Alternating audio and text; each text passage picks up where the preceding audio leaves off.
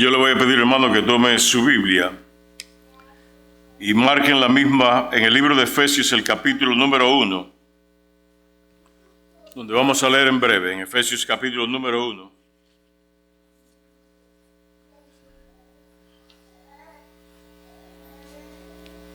Y entonces venga conmigo a Filipenses capítulo número 3, donde hemos estado leyendo la palabra del Señor y exponiendo la misma los últimos domingos.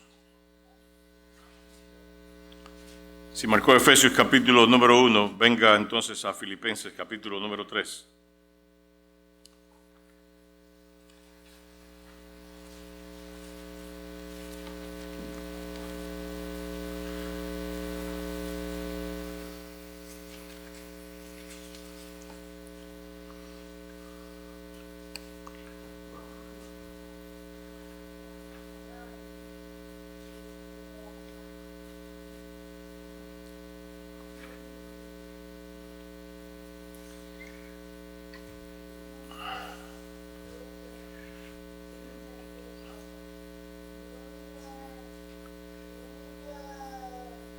En un momento vamos a leer en Filipenses capítulo 4, pero voy a comenzar en el capítulo 3. Vamos a leer acerca de una amonestación, un llamado, una intimación que hay por parte del apóstol Pablo a dos hermanas de la iglesia en Filipo. Una se llamaba Evodia, la otra se llamaba Síntique. El apóstol Pablo las exhorta a que sean de un mismo sentir en el Señor. Y si usted se lee con detenimiento el pasaje, usted se encuentra con que había una situación entre estas dos hermanas que estaba amenazando con causar un problema en la iglesia.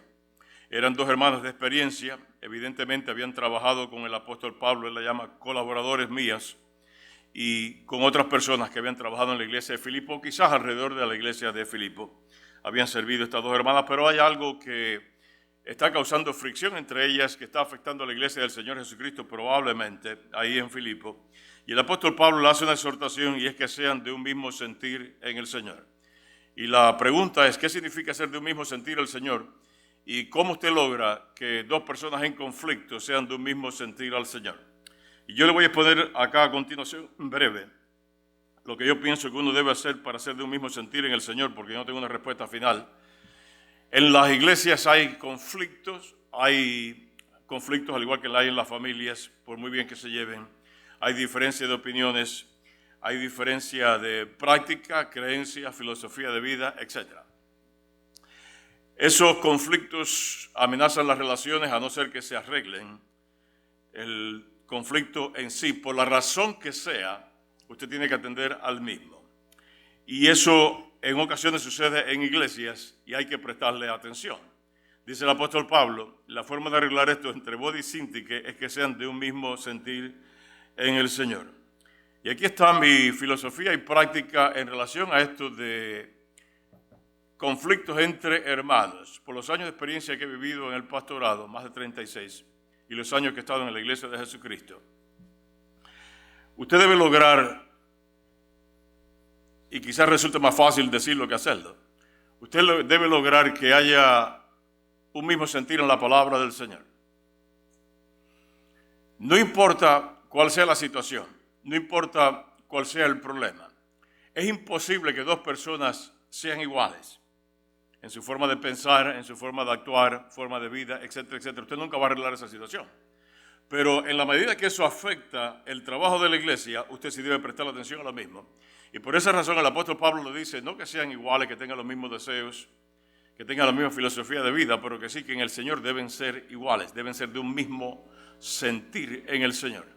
Y como usted logra eso entre personas que están en conflicto por la razón que sea, y no necesariamente debe ser un conflicto demasiado serio, puede ser algo sencillo, pero esos conflictos sencillos a veces degeneran en problemas apocalípticos en las iglesias y causan división o causan fricción en los ministerios. Si la persona en cuestión está en la palabra del Señor y prestan atención a la palabra del Señor y tienen un mismo sentir en la palabra del Señor, no hay situación que no se pueda arreglar. Y yo quiero que en esta mañana usted me ayude a mí a resolver este asunto de Evodia y Síntique, porque usted se va a reunir con ellas y usted le va a ofrecer una solución al problema para que no haya una situación divergente en la iglesia. Ore conmigo. Invocamos tu nombre, Señor, sobre tu iglesia. En tu nombre hay poder. Y en tu nombre, Señor, hay todo lo que nosotros necesitamos para servirte a ti, honrarte y ministrar. Bendice esta iglesia, glorifica tu nombre y bendice a cada hermano. Y especialmente te pido, Señor, por aquellos que dirigen, por aquellos que trabajan, por aquellos que enseñan, que seamos todos de un mismo sentir en el Señor. Y yo sé, Padre Santo, que por tu palabra y en tu palabra,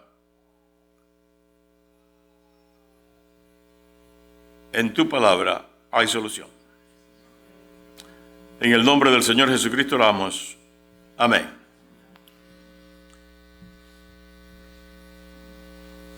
Dice la palabra del Señor en el capítulo número 3, el apóstol Pablo hablando de él. Dice en el capítulo 3, versículo 13. Hermanos, yo mismo no pretendo haberlo alcanzado ya, pero una cosa hago, olvidando ciertamente lo que queda atrás y extendiéndome a lo que está adelante. Prosigo a la meta, al premio del supremo llamamiento de Dios en Cristo Jesús.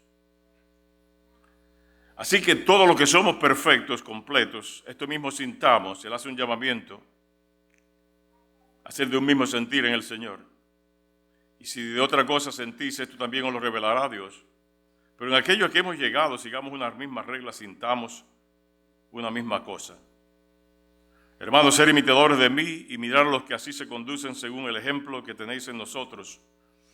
Porque por ahí andan muchos, de los cuales os dije muchas veces y aún ahora lo digo llorando, que son enemigos de la cruz de Cristo. Y usted puede estar convencido que el apóstol Pablo no estaba hablando de gente que estaba fuera de la iglesia, sino gente que estaban en la iglesia y posiblemente muchos de ellos en la iglesia de Filipo o en congregaciones alrededor de los mismos. Y él los llama enemigos de la cruz de Cristo, el fin de los cuales será perdición, cuyo Dios es el vientre y cuya gloria es su vergüenza, que solo piensan en lo terrenal. Mas nuestra ciudadanía está en los cielos, de donde también esperamos al Salvador, al Señor Jesucristo, el cual transformará el cuerpo de la humillación nuestra para que sea semejante al cuerpo de la gloria suya, por el poder con el cual puede también sujetar a sí mismo todas las cosas. Así que el capítulo 4 es continuación del capítulo 3, es lo mismo.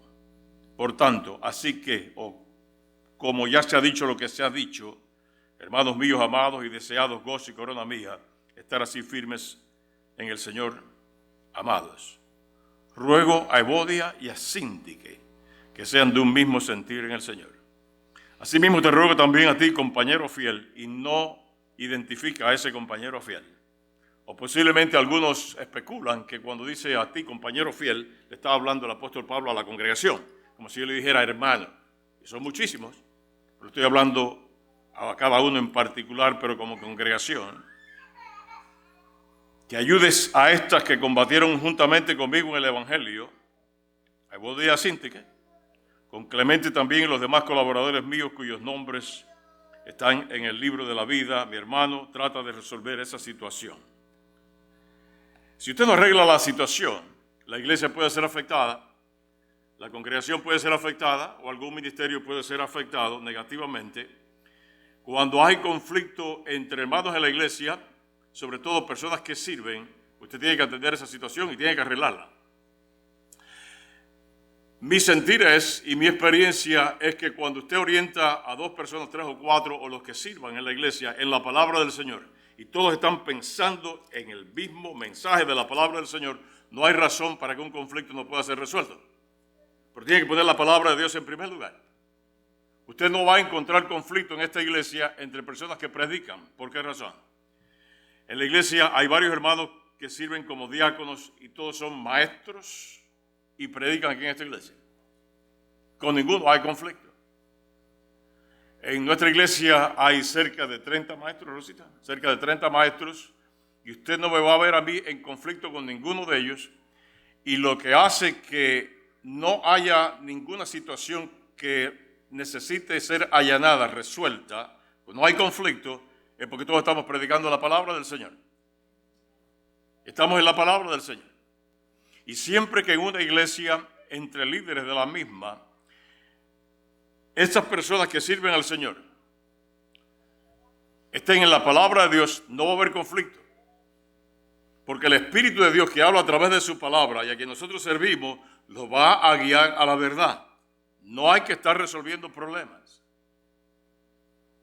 Aquí predica el hermano que dirige el grupo de evangelismo de la iglesia o el programa de evangelismo de la iglesia. No hay conflicto ninguno. Y predica o enseña la hermana que dirige los grupos de visitación en contacto. No hay conflicto ninguno, ni va a haber conflicto de ningún tipo. Porque lo que tenemos que hacer es ir a la palabra del Señor. Pero cuando alguien en una iglesia, pequeña o grande, se desvía de la palabra del Señor, de lo que dice fundamentalmente la Biblia, lo que revela el Espíritu Santo de Dios a través de la misma, usted va a tener guerra en esa iglesia y va a haber división. Hace muchos años, antes de yo ser pastor, yo asistí a una iglesia con mi esposa, de la cual ella había sido parte durante muchos años, y los últimos años de que yo la conocí a ella, yo serví en esa iglesia también. Yo no estoy seguro que fue la última vez que fuimos a la iglesia, no me acuerdo, hace tantos años. Pero al terminarse un servicio, una familia que era miembro de la iglesia se puso en pie y comenzó a hablar y a decir lo que tenía que decir, lo que él sintió que tenía que decir en ese momento. Y lo que yo le dije a mi esposa en esa iglesia, al terminar el culto, es: esto nunca va a ser igual a partir de este momento. Y a partir de ese momento jamás fue igual, porque era un conflicto latente que no se había resuelto. Hace muchos años, yo estaba predicando en una iglesia, no en la ciudad de Tampa, no en el estado de la Florida, fuera de los Estados Unidos. Me habían invitado a predicar una semana completa, 10 días. Y el sábado por la noche, era la noche antes de terminarse la campaña, a mí se me ocurre predicar un mensaje. Y no me pregunte cómo a mí se me ocurrió predicar aquel mensaje. Pero ese fue el mensaje que yo traje y yo dije: este es el que voy a predicar esta noche. Y fue nada más y nada menos que acerca de body synthesis en Filipenses capítulo 4. Y estuve hablando como una hora. No era este mensaje que voy a hablar hoy aquí en día, en esta mañana. Yo estuve hablando como una hora. La iglesia estaba empaquetada de gente. Yo me sentía como un pez fuera de la pecera, porque no era mi país, no era mi ciudad. Yo estaba solo, no tenía familia, no conocía a nadie. Y cuando yo acabé de hablar y yo dije amén, se para una señora y comienza a hablar. Y aquella señora comenzó a hablar. La gente que estaba detrás de mí, que estaba en una banda musical, se pararon y se fueron. El pastor estaba sentado y él se paró y se fue también. Y otra gente comenzó a salir del templo, la mujer hablando. Y yo era el único detrás de aquel púlpito, parado en aquel lugar, fuera de mi ciudad, de mi universo en Tampa, sin familia y sin conocer absolutamente a nadie. Y el show aquel andando bien alto en aquella iglesia. Y yo dije: tierra, hazme un favor enorme y tráigame. Pero ahí no terminó la situación. Después del culto se acerca un matrimonio, a mí un matrimonio joven, y me dicen: nosotros queremos invitarlo a almorzar mañana a nuestra casa.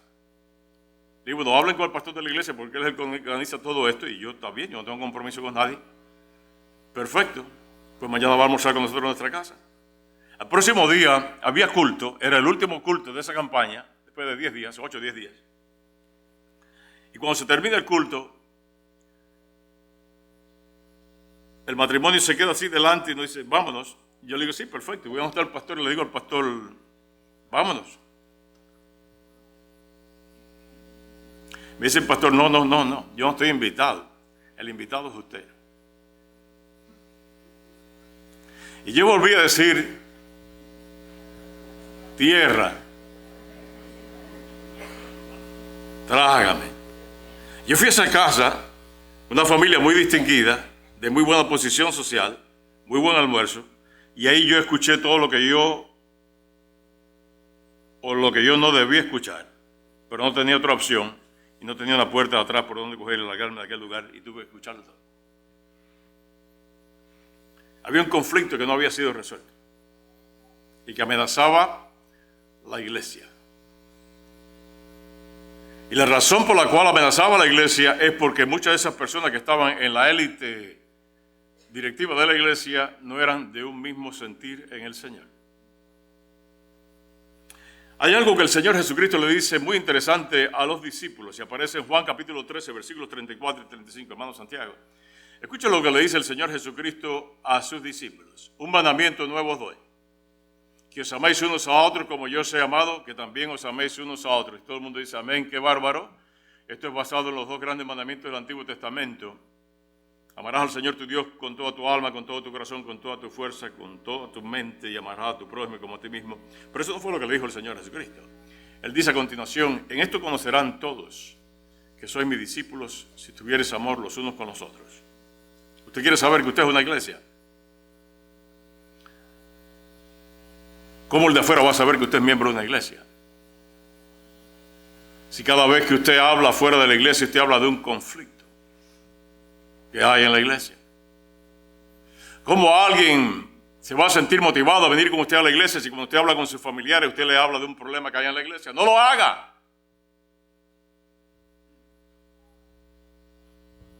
¿Cómo usted va a estar en una congregación tratando de servir al Señor y sobre todo si es maestro de la iglesia o diácono de la iglesia o si sirve en un departamento y usted va a estar en conflicto con alguien y usted simple y sencillamente rehúsa resolverlo?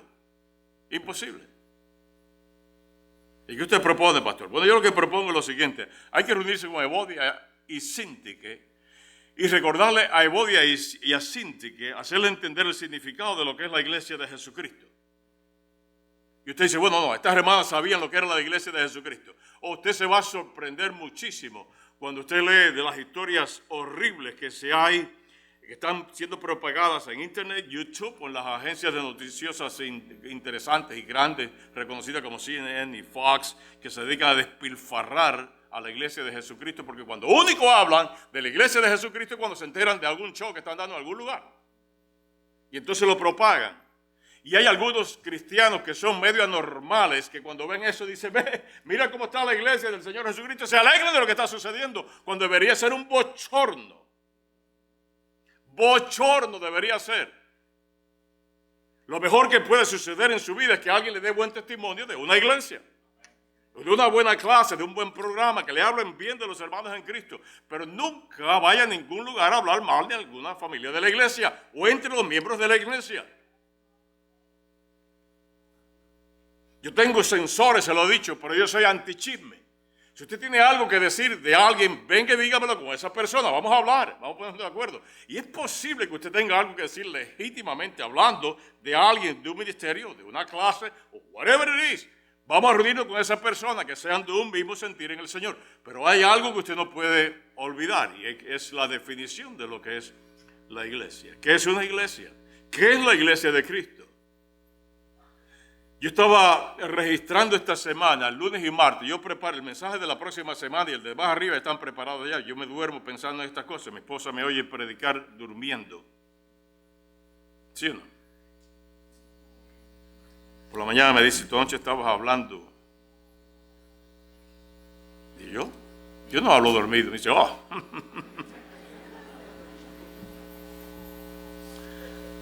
Y yo pensando, ¿cuál es la definición de iglesia que yo voy a dar humanamente? Yo sé lo que dice la Biblia, lo vamos a hablar en un momento, pero yo humanamente hablando como pastor, como miembro de la iglesia, ¿cuál es la definición de iglesia? Yo estaba pensando en esto hasta el miércoles por la mañana. Y el miércoles por la mañana, en la reunión de oración, una hermana en su oración hizo una definición de iglesia fantástica. Yo la grabé y la escribí acá. Y esta hermana dijo, Señor, en la oración, esta hermana dijo, Señor, yo te doy gracias por ser miembro de tu iglesia, tu reino visible en la tierra. Esa es la definición de un miembro de la iglesia. Tu reino visible en la tierra. Mira lo que dice la Biblia en Efesios capítulo 1. No desmarque Filipenses, por favor. Pero en Efesios capítulo número 1, versículo 11. Todo el mundo ha leído esto. Yo estoy seguro que vos dijiste que lo sabían también. En Efesios capítulo número 1, versículo 11 dice el apóstol Pablo, en él, en Cristo, tuvimos herencia, habiendo sido predestinados conforme al propósito del que hace todas las cosas según el designio de su voluntad, a fin de que seamos para alabanza de su gloria nosotros los que primeramente esperábamos en Cristo. En Cristo también, en Él también vosotros, habiendo oído la palabra de verdad, el evangelio de vuestra salvación, y habiendo creído en Él, fuiste sellados con el Espíritu Santo de la promesa, que es las arras, garantía de nuestra herencia, hasta la redención de la posesión adquirida para alabanza de su gloria. Por esta causa, también yo, habiendo oído de vuestra fe en el Señor Jesús y de vuestro amor para con todos los santos, los miembros de la iglesia, no ceso de dar gracias por vosotros, haciendo memoria de vosotros en mis oraciones, para que el Dios de nuestro Señor Jesucristo, el Padre de gloria, os dé espíritu de sabiduría y de revelación en el conocimiento de Él, alumbrando los ojos de vuestro entendimiento, para que sepáis cuál es la esperanza a que Él os ha llamado y cuál es la riqueza de la gloria de su herencia en los santos, y cuál la supereminente grandeza de su poder para con nosotros los que creemos, según la operación del poder de su fuerza, la cual operó en Cristo, resucitándole de los muertos y sentándolo a su diestra en los lugares celestiales. A Cristo. Sobre todo principado y autoridad y poder y señorío, y sobre todo nombre que se nombra no solo en este siglo, sino también en el venidero, y sometió todas las cosas bajo sus pies.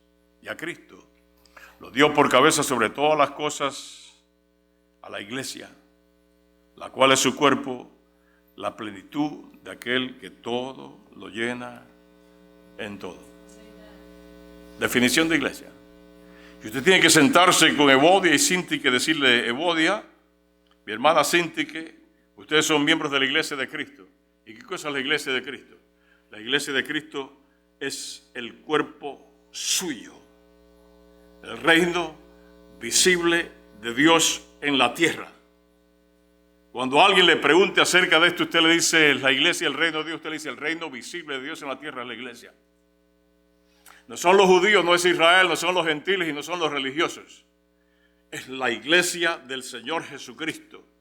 No es una religión, no es una convención, no es una administración religiosa, no es una institución, es el cuerpo de Cristo. Y no se salga de ahí.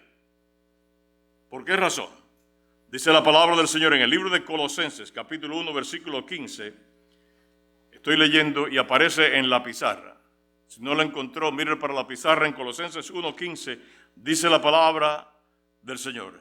Él, hablando de Jesucristo, es la imagen del Dios invisible, el primogénito de toda creación. Porque en Él, en Cristo, fueron creadas todas las cosas, las que hay en los cielos y en la tierra, las que hay visibles e invisibles en los cielos y en la tierra, sean tronos, dominios, principados, potestades, todo fue creado por medio de Él y para Él. Y Él, Cristo Jesús, es antes de todas las cosas, y todas las cosas en Él subsisten. Y Él es la cabeza del cuerpo que es la iglesia.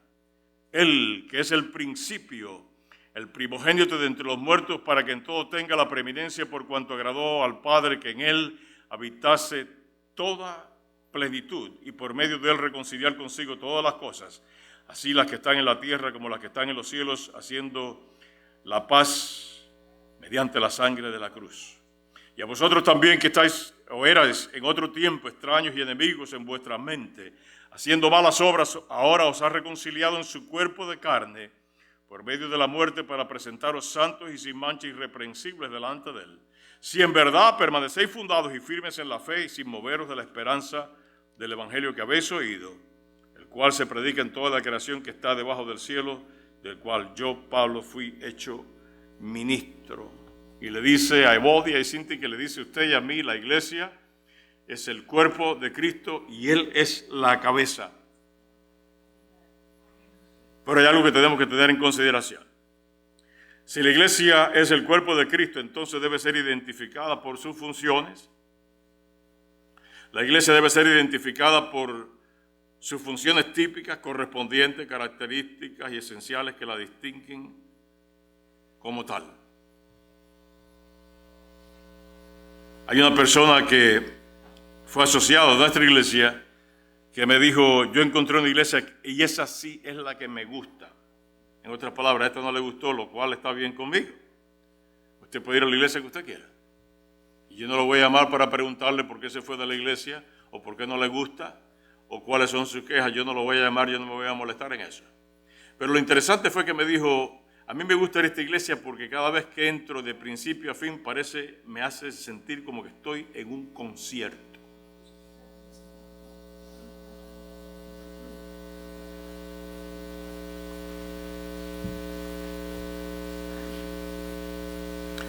¿Qué significa entrar a una iglesia y hacerle sentir como que usted está en un concierto? Yo particularmente no soy amante de conciertos. Yo no voy a conciertos. Está conmigo bien cuando los jóvenes van a conciertos de... ¿Cómo tú sabías que iba a decir Alex Zurdo? Le gustó a Alex Zurdo. ¿Cómo usted sabe que usted entra a un establecimiento que es un mercado?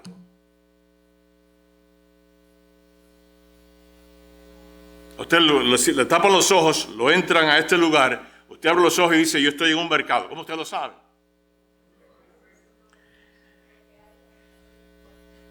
¿Cómo es posible que usted no distinga a Publix de Walmart? Si usted entra a Walmart, y la mayoría de ustedes ha entrado a Walmart, a Fresco y Más, a Navarro, etc., usted sabe que usted no está en Publix. ¿Correcto? Usted sería incapaz de confundir a un restaurante con Home Depot. ¿Right? En un restaurante le dan comida, eso es algo típico en un restaurante. Le sirven comida, usted ve mujeres y hombres que sirven, tienen platos y vasos y botellas, etcétera, le piden una orden. Usted sabe que está en un restaurante. Usted sabe cuando usted está en Home Depot, a no ser que a usted le gusten los tornillos o algo de eso, porque eso es lo que venden allí. No hay manera de confundir a un cementerio con una playa. Usted sabe dónde está, usted sabe cuál es la diferencia, ¿correcto?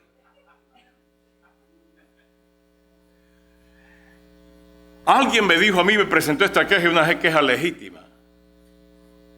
Y usted tiene que estar preparado para presentar una defensa de esto. Alguien me dijo, el conflicto mío con las iglesias, y esto es una persona que ha ido a iglesias, y de la forma que está hablando, yo sé que ha ido a una iglesia y me dijo, el conflicto mío con las iglesias es que las iglesias se han institucionalizado desmedidamente hoy en día.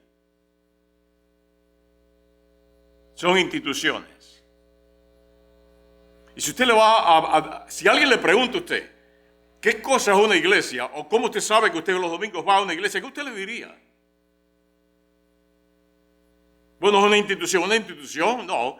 Una institución es un lugar donde usted se hace miembro y usted aporta posiblemente, tiene un ID que dice que es miembro de la institución.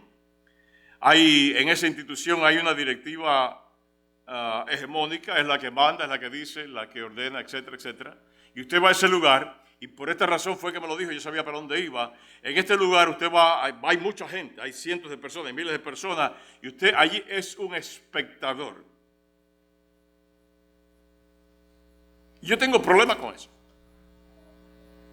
Porque yo tampoco iría a una iglesia, la cual alguien me dice a mí eso es una institución, se ha institucionalizado desmedidamente. ¿Por qué razón? Pues yo entiendo que tiene que haber alguien que gobierne, yo entiendo que tiene que haber alguien que aporta. Pero el problema mío con estar en una iglesia donde yo no soy parte activa del proceso de lo que es una iglesia, es que yo simple y sencillamente voy, me siento, llego tarde, a poco rato me paro y me voy, y el próximo domingo quizás vengo y no voy más. ¿Eso es una iglesia? Para mí, yo tengo que estar en un lugar donde yo me sienta parte funcional de lo mismo. Yo no tengo que ser importante. Yo tengo que sentirme como parte funcional del asunto ese, porque la iglesia es el cuerpo de Cristo. Y si usted mira adentro usted es un cuerpo, y usted está formado por muchos órganos, y todos los órganos que hay en su cuerpo son importantes. Y cuando uno duele, hay problemas en la salud. Cualquier órgano. El apóstol Pablo dice en 1 Corintios capítulo 12, versículo 27, hermano, vosotros pues sois del cuerpo de Cristo y miembros cada uno en particular. Ya que estoy acá, déjeme sacar al socio mío. Porque alguien me preguntó, I'm chasing the rabbit now.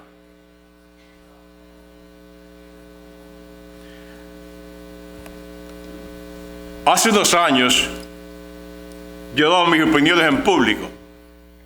Ya dejé de hacerlo. No porque no tenga opinión, sino porque soy viejo y ya aprendí que es mejor quedarse callado.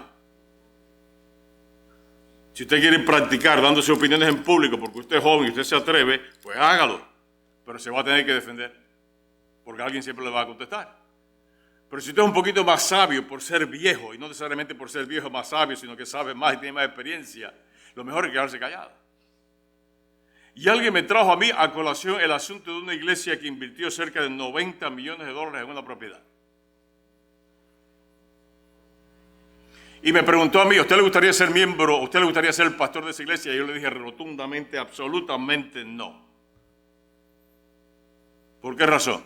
Yo le dije porque yo hubiera administrado los $90 millones de una forma diferente. En vez de hacer un tipo de circo, un tipo de este asunto, una institución al cual la gente va, yo utilizo esos 90 millones, los divido entre 90 para que me dé $1 billón cada uno, y con $1 billón cada uno yo hago 90 iglesias. Dice, buena idea. Le digo, ¿por qué no lo hicieron?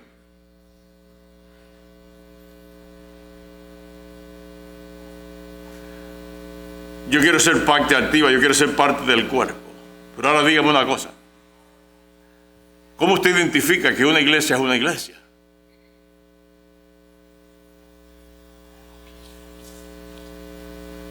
¿Cómo usted sabe que usted entró en una iglesia?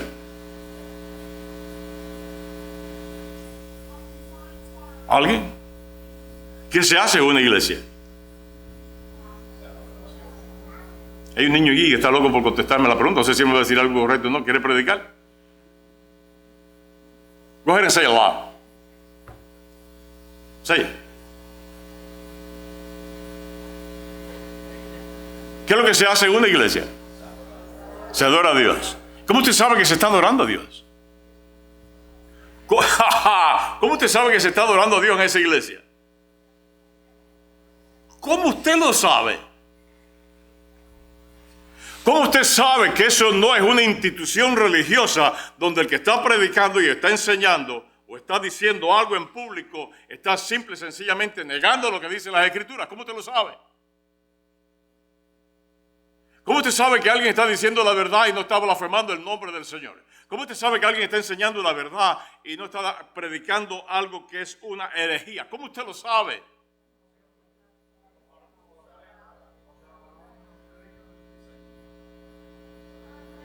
¿Cómo usted sabe que usted entra a un lugar y un montón de gente cantando con el piano o con un CD o whatever it is? ¿Cómo usted sabe que están alabando al Señor?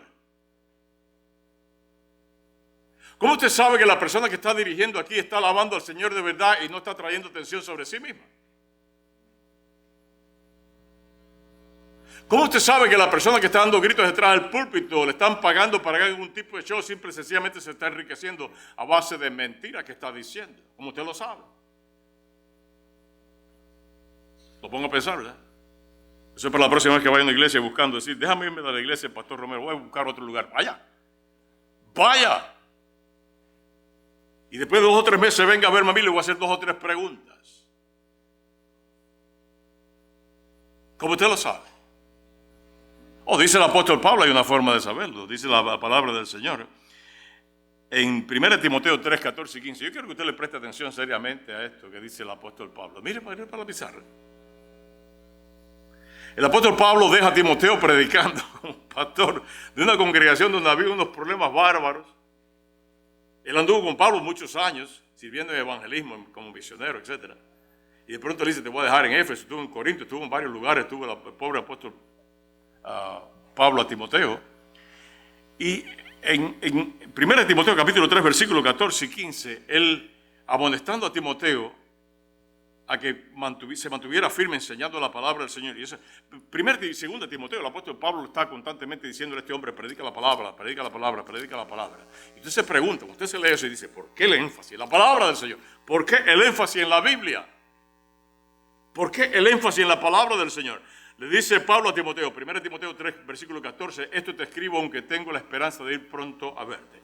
Versículo 15, para que si tardo sepas cómo debes conducirte en la casa de Dios, que es la iglesia del Dios viviente, la casa de Dios. Y entienda esto, hermano, cuando usted busca el símil de la palabra que utiliza el apóstol Pablo en el original, no está hablando de un edificio, Y hoy se hace énfasis en estos edificios y le ponen ciertos nombres para atraer a la gente. Eso no es una iglesia, eso es un edificio. El edificio no es la iglesia, la casa de Dios somos usted y yo. Y eso es lo que trata de decir el apóstol Pablo a Timoteo. Y enséñalo. La casa de Dios no es el edificio, la casa de Dios, habitación de Dios, somos los miembros de la iglesia del Señor Jesucristo, su cuerpo. Dice la iglesia del Dios viviente, columna y baluarte de la verdad. ¿Le dice eso a quién? ¿O dice eso de quién? Alguien que me conteste. ¿De quién está hablando el apóstol Pablo? ¿A quién le dice, gracias hermano, a quién le dice él, somos columna, la iglesia del Dios viviente, es columna y baluarte de la verdad? ¿A quién, hermano? Usted lo dijo, díganlo en alta voz. A los creyentes. Columna y baluarte de la verdad. ¿Qué significa columna? Columna, todo el mundo sabe lo que es una columna, ¿correcto? Aquí no se ven. Columna, elemento arquitectónico vertical de soporte, dice el diccionario de la Real Academia de la Lengua Española. Dice, una columna es un elemento arquitectónico vertical de soporte. Fantástico. ¿Y qué cosa es baluarte? ¿Qué cosa es baluarte? El diccionario dice lo siguiente, baluarte, construcción o recinto fortificado que forma una defensa sólida.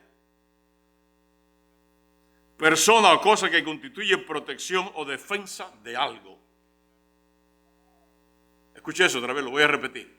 Dice el apóstol Pablo, dice el diccionario, utilizando el apóstol Pablo, baluarte, le está hablando a los cristianos.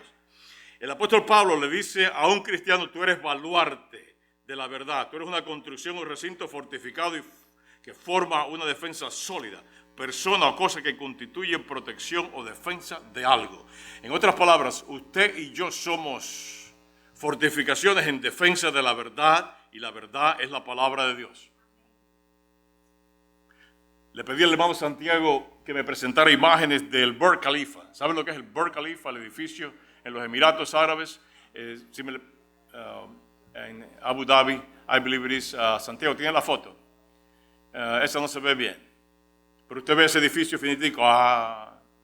Ese edificio que está ahí se llama Burj Khalifa. Alguien pagó, escuche, alguien pagó 25 mil millones de dólares para que le pusieran el nombre suyo al edificio. Burj Khalifa tiene cerca de 3.000 pies de altura. Y escuche esto fue lo que me llamó la atención. Lo que sirve de apoyo de base al Burj Khalifa es una construcción de concreto, un piso, al cual está atada por 54.000 toneladas de barras de acero, atadas a un concreto de 110.000 toneladas de concreto y amarrada a 192 columnas de 150 pies cada una bajo tierra. 192 columnas a una profundidad de 150 pies cada una, de 5 a 10 pies de diámetro cada una. ¿Se cae el Burj Khalifa? No, no se cae. ¿Por qué? Por la base. Por la base. Simple y sencillamente, por la base. ¿Qué cosa es el Burj Khalifa? Es un testamento de la tecnología, la ciencia y el dinero. Eso es ahora, en este siglo. En el siglo número 1, cuando Pablo está hablando de columnas, él conocía algo en Éfeso y es el templo de Diana, una de las 7 maravillas del mundo antiguo. Si me pone una foto de una imagen del templo de Diana, mire ese monstruo de edificio, 377 pies de largo, 3 veces esta propiedad, 180 pies de ancho, el doble de esta propiedad, ese edificio que está ahí, él solo. 127 columnas de mármol, 127 columnas de mármol, y cada columna había sido donada por un rey a la ciudad de Éfeso, y cada una de esas columnas de mármol en su construcción original estaba forrada o en oro o en piedras preciosas. ¿Qué cosa era el templo de Diana de Éfeso? Era un testamento del nivel de tecnología y arquitectura del siglo número 1, pero era un testamento también de la corrupción moral y espiritual del momento.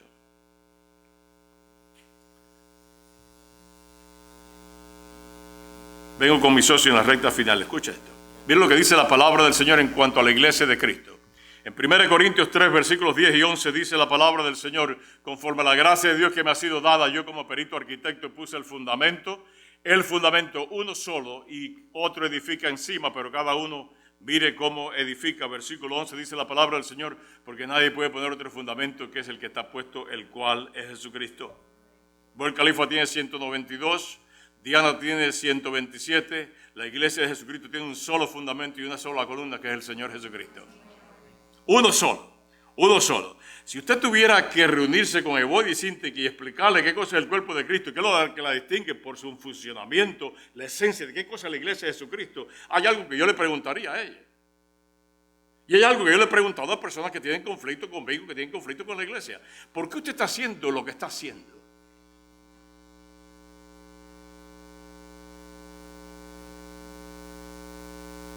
¿Y cuál es el propósito de usted hacer lo que usted hace?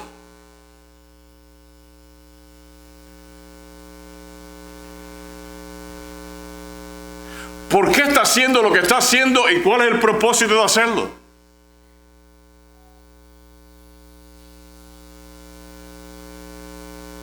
Mi esposa es testigo de un pequeño conflicto y confrontación cuando yo tuve que preguntarle a alguien que quería quedarse aquí sola dirigiendo la alabanza, porque ella sí sabe dirigir la alabanza y más nadie sabe dirigirla y más nadie sabe cantar. Yo, ¿por qué usted hace lo que usted está haciendo? ¿Es para glorificar a Dios o para traer atención sobre sí mismo? ¿Es para dirigir la iglesia en alabanza o es para que alguien le diga: wow, qué clase de voz, qué talento, qué bárbaro?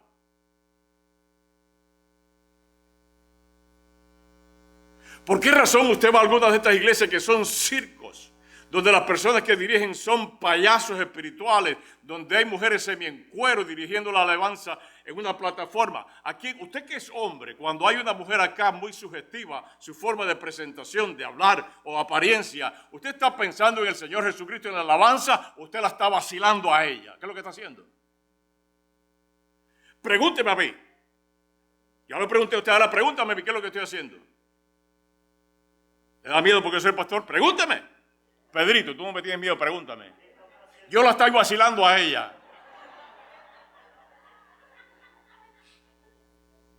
Gracias por preguntar. Alguien me dijo: usted no debe decir esas cosas detrás del púlpito. ¿Y qué usted quiere que yo diga detrás del púlpito? Que sea un hipócrita y que hable en esta condición. Hermanos,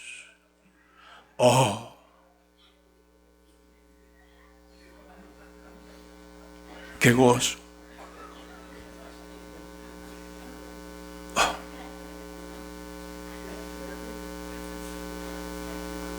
Si usted quiere esta payasería todos los domingos, yo sé hacerla.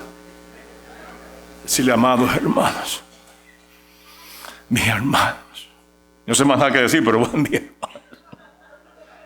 Y sé que le dio la mujer a este anoche cuando se acostó, que lo único que sabe decir es: amados. Usted quiere que alguien le predique la palabra del Señor. ¿Sabe qué es lo que une? Lo que une fuertemente, sin ningún tipo de condición, lo que une a dos personas, o 3 o 10 trabajando en una iglesia, es la palabra de Dios. Y cuando esas 10, 12 o 30 maestros, 7, 8 diáconos están en la palabra del Señor, eso es un cuerpo firme, eso es un baluarte de la verdad. Y no va a haber conflicto. Si está en la palabra del Señor, no va a haber conflicto. Usted puede tomar esto por garantizado. El pastor Romero lo dijo: cuando hay conflicto en una iglesia, en el liderazgo, personas laicos de la iglesia, la razón es por la que no están en la palabra del Señor. Diga lo que quieran, no están en la palabra del Señor. Tráigamelos a la oficina y les voy a demostrar que están prestando atención a otra cosa, no a lo que dice la palabra del Señor. Tiene que estar en la palabra del Señor. Escuche lo que dice la palabra de Dios, hermano. Salmo 119. Voy a terminar con esto. Escuche lo que dice la palabra del Señor. Para siempre, oh Jehová, permanece tu palabra en los cielos. Salmo 119, 160. Dice la palabra del Señor: la suma de tu palabra es verdad y eterno es todo juicio de tu justicia. Escuche lo que dice la Biblia. Dijo el salmista: la suma de tu palabra es verdad. Cuando usted lo coge todo, lo suma todo. Cuando usted suma verdad y verdad, ¿qué cosa le da?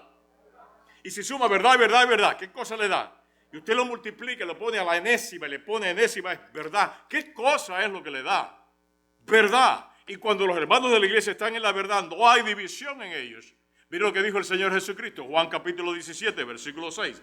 Dijo el Señor Jesucristo: he manifestado tu nombre a los hombres que del mundo me diste, tuyos eran y me los diste, y han guardado tu palabra. Juan 17, versículo 14, dice la palabra del Señor: yo les he dado tu palabra. ¿Qué fue lo que le dio el Señor Jesucristo? ¿Le dio algún tipo de show? ¿Los enseñó a cantar coros? ¿Los enseñó a hacer algún tipo de malabarismo espiritual para que la gente dijera: oh my goodness? No. Yo les he dado tu palabra y el mundo los aborreció porque no son del mundo, como tampoco yo soy del mundo. Que tú le diste, Señor, tu palabra. Juan 17, versículo 17. Santifícalos en tu verdad. Tu palabra es verdad. Juan capítulo 6, versículo 63. Las palabras que yo os he hablado son espíritu y son vida. Y voy a terminar haciendo una pregunta.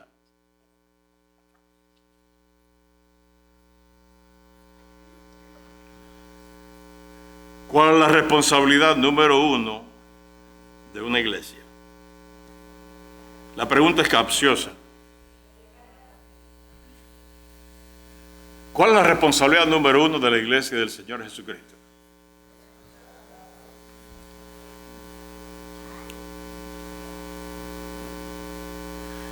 A mí me han dicho muchas personas que han pasado por aquí: hay algo que ustedes tienen que entender, Pastor Romero. Y a mí me encanta cuando alguien me dice algo que usted tiene que entender. Digo, me traen algo nuevo. Y yo tengo un montón de cosas que aprender todavía. Se me está acabando el tiempo, pero los años que me quedan.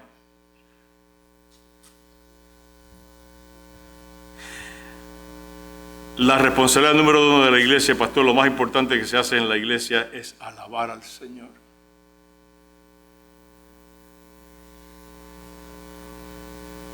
¿Usted cree eso?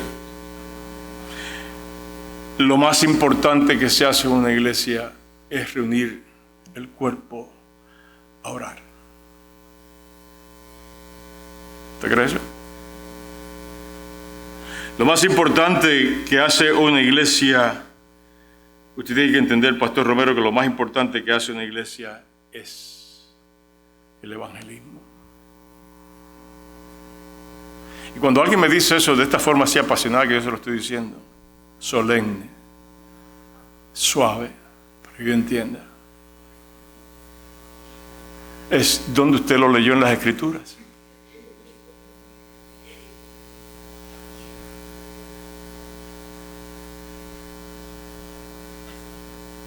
Usted tiene que leerse, Pastor Romero, el libro del doctor fulano de tal. A mí me encanta esa respuesta. Porque resulta que el libro del doctor fulano de tal expone lo que él cree, pero nunca va a la Biblia. Todo eso tiene lugar. Yo estoy concluyendo, hermano, pero yo quiero que ustedes se vayan de aquí con una misma mente conmigo acá, como Body Sintek. Yo estoy seguro que Body Sintek que resolvieron en la situación. No sé si la situación de Puerto Rico al fin se resolvió, pero esta sí. Ya se enteró. Todas esas cosas tienen un lugar importantísimo en la iglesia. La oración, el evangelismo, la alabanza, las actividades, todo eso tiene lugar en la iglesia de Jesucristo. Pero ¿saben ustedes? Escuchen, ¿sabe usted dónde comenzó todo esto? ¿Alguien sabe dónde comenzó todo esto?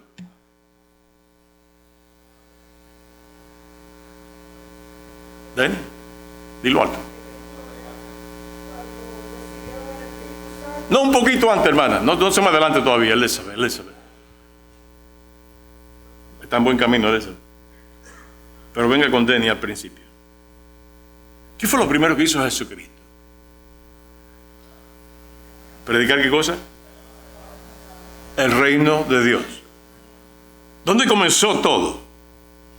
Con la predicación del mensaje del evangelio del reino. Durante 3 años y medio, él escogió 2 y después otros discípulos le enseñó en parábolas. ¿Se acuerdan? En Mateo capítulo 13, las parábolas del reino. Le fue enseñando. A los 3 años y medio todo el mundo se graduó, ¿correcto? ¿Cuántos se habrían graduado a los 3 años y medio de estar con Jesucristo? Ninguno. Ninguno, porque ninguno entendía. Y el Señor Jesucristo se lo dijo: vosotros sois incapaces de entender estas cosas ahora. Jesucristo fue a la cruz sin que ellos entendieran. Resucitó, y entonces dice la palabra del Señor. Hermano, me pone Hechos capítulo 1, versículos del 1 al 3. Dice la Biblia: en el primer tratado, oh Teófilo, hablé acerca de todas las cosas que Jesús comenzó a hacer y a enseñar, lo que él comenzó a hacer y enseñar, hasta el día en que fue recibido arriba, en su resurrección, después de haber dado mandamiento por el Espíritu Santo a los apóstoles que había escogido. Versículo número 3.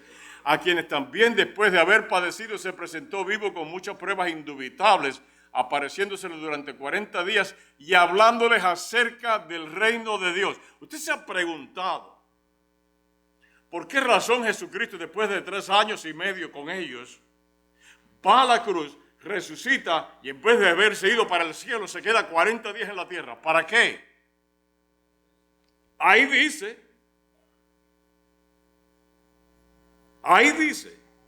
enseñándoles acerca del reino de Dios. Pero si tú llevas 3 años y medio enseñándole, ¿por qué ahora 40 días más? ¿Hacían falta 40 días más? ¿Sí o no? Y después de esto le dice: ahora se van para el aposento alto y esperen allí unos días hasta que descienda sobre nosotros el Espíritu Santo. Y entonces el día de Pentecostés, el Espíritu Santo desciende, y entonces es por primera vez que el apóstol Pedro predica el evangelio de la salvación por gracia. Por primera vez en el planeta Tierra, el apóstol Pedro predica el mensaje de salvación por la gracia de Dios. Por primera vez, el día de Pentecostés, 50 días después de la resurrección del Señor Jesucristo. Y ahí comienza la iglesia. Y ahí comienza la escuela dominical, las reuniones de oración, las alabanzas, comienza todo eso. Yo pregunto, ¿cuál es el fundamento de todo eso? ¿Cuál es el fundamento de todo eso? Bien alto. La palabra de Dios. ¿Cuál es el fundamento de la adoración? La palabra de Dios. ¿Cuál es el fundamento de la oración? La palabra de Dios. ¿Cuál es el fundamento del evangelismo? La palabra de Dios. ¿Cuál es el fundamento de Niños para Cristo? ¿Cuál es el fundamento de fundamentos de la fe? ¿Cuál es? La palabra del Señor. Si usted y yo no tuviéramos esto, no hubiera iglesia. Aquí comienza. Aquí comienza. Y por esa razón, usted y yo tenemos que sentarnos con Evodia y Síntique y preguntarle: ¿qué es lo que tú estás haciendo? Número 1, ¿qué estás haciendo? Número 2, ¿por qué lo estás haciendo? Y número 3, ¿cuál es el propósito último de lo que tú estás haciendo? Y cuando alguien en una iglesia le sepa decir a usted: esto es lo que estoy haciendo, te voy a decir por qué lo estoy haciendo y cuál es el propósito, usted sabe que esa persona no tiene conflicto con nadie, porque sabe cuál es el llamamiento de Dios a través de su Santo Espíritu. Y es la palabra de Dios, la palabra de Dios, la palabra de Dios. Yo le digo a usted en esta mañana, dele gracias a Dios porque usted está en una iglesia donde se predica la palabra del Señor. Y no me mira a mí diciendo: bueno, usted está diciendo eso por usted mismo. No. Yo le garantizo a usted que aquí se para cualquier maestro de esta iglesia a predicar y predica lo mismo que no que predico yo, sino lo que dice la palabra del Señor. Yo no tengo que escudriñar en una clase a ver qué es lo que le están diciendo. Ellos le están diciendo la palabra del Señor. Escuche esto. Yo me entero por una de las supermaestras de esta iglesia que se llama Yamile, que hace 2 semanas la clase bíblica para los niños de 3 a 6 años, la clase estuvo basada en Ezequiel capítulo 37. ¿Sabe de qué habla Ezequiel? Dime tú. ¿Sabe usted de qué habla Ezequiel 37? Habla de la visión del valle de los huesos secos. Y entonces usted va allí y usted le pregunta a Darío, o le pregunta a Narly, o usted le pregunta al primito de qué fue la clase, y ellos le van a decir: oh, pues siéntate, que déjame explicarte qué significa la visión del valle de los huesos secos. ¿Really? Darío tiene 6 meses, Narly tiene 8, el otro no sé cuántos tiene. Ellos... Hay algo que yo sé, y es que en la clase de 3 a 6 se está predicando la palabra del Señor. Y si en la clase de 3 a 6 se está predicando Ezequiel, usted se imagina cuando usted llega a la clase de adultos, ¿qué es lo que están hablando esa gente? Esa gente tan cerca del cielo. Si allá empezaron en Ezequiel 37, esta gente está al final de Apocalipsis, esta gente sí sabe lo que están hablando. Oh my goodness. Yo estoy seguro que cualquier diácono de esta iglesia, cualquier maestro de 3 a 6 hasta los adultos, se para aquí a hablar y yo tengo que estarle velando a ver qué cosa es lo que va a decir. Ellos van a predicar la palabra del Señor. La razón por la cual van a predicar la palabra del Señor es porque todo comienza con la palabra de Dios. Comienza con la palabra de Dios, se extiende con la palabra de Dios y termina con la palabra del Señor. Dele las gracias a Dios que usted está en una iglesia donde de los niños hasta los adultos se predica la palabra del Señor. Así su nombre es glorificado y su iglesia es bendecida por la palabra del Señor. Tenga un momento de oración conmigo.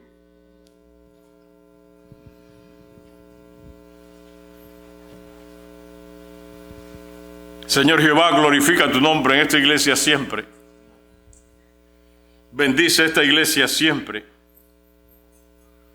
Bendice a cada uno de mis hermanos que enseñan tu palabra. Tú comienzas con nuestros niños de 3 a 6, Señor. Quiero darte gracias por Yamilé y su esposo y sus hijos que lo apoyan, y por Yailé y su esposo y sus hijos que lo apoyan, y por cada uno de ellos después sucesivamente hasta los adultos, niños, jóvenes, adultos que predican tu palabra. Manténnos en tu palabra, porque tu palabra es verdad. Y tú dices en tu palabra, Señor, tu palabra permanece para siempre, para siempre. A ti sea la gloria y la honra, Señor Jehová. Gracias por este momento. Pregunto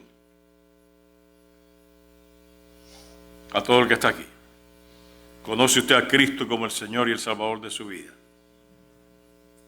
¿Ha confesado usted a Cristo como el Salvador de su vida? Si no lo ha hecho, hágalo ahora mismo. Ahora mismo, en este momento, en este minuto. Y dígale al Señor Jesucristo, yo creo en ti hoy como mi Salvador. Dígaselo al Señor. Yo creo en ti hoy como mi Salvador. Dígale al Señor Jesucristo, I believe in you as my Savior, my Lord. Thank you for your church. Al que no entendió todo lo que dije en español, ahí está el mensaje de salvación. Believe in Jesus Christ, and you shall be saved. He is your Savior. He's the only one. He's God. He loves you. He went to the cross for you to forgive your sins and give you eternal life. You need Jesus Christ. You don't need a religion. You don't need necessarily a church. You need Jesus Christ as your personal Savior. Believe in Him. Believe in Him. And you shall be eternally saved by grace. And by grace. And only by grace. ¿Cree usted en Cristo? Al sea la gloria y la honra. Que Dios lo bendiga, mi hermano.